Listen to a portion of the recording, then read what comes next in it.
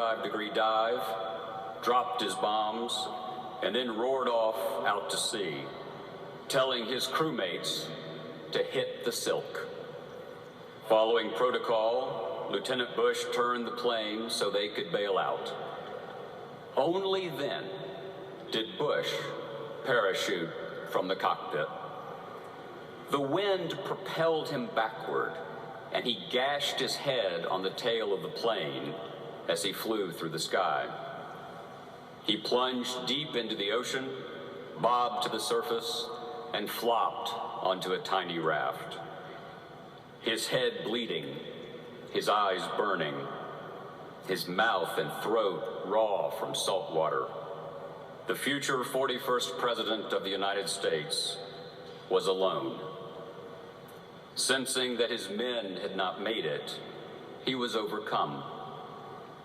He felt the weight of responsibility as a nearly physical burden, and he wept. Then, at 4 minutes shy of noon, a submarine emerged to rescue the downed pilot.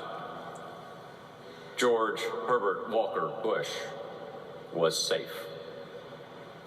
The story, his story and ours, would go on by God's grace.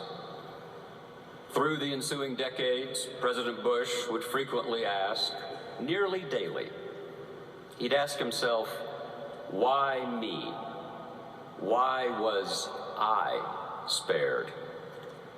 And in a sense, the rest of his life was a perennial effort to prove himself worthy of his salvation on that distant morning.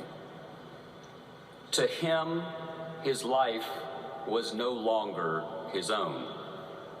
There were always more missions to undertake, more lives to touch, and more love to give.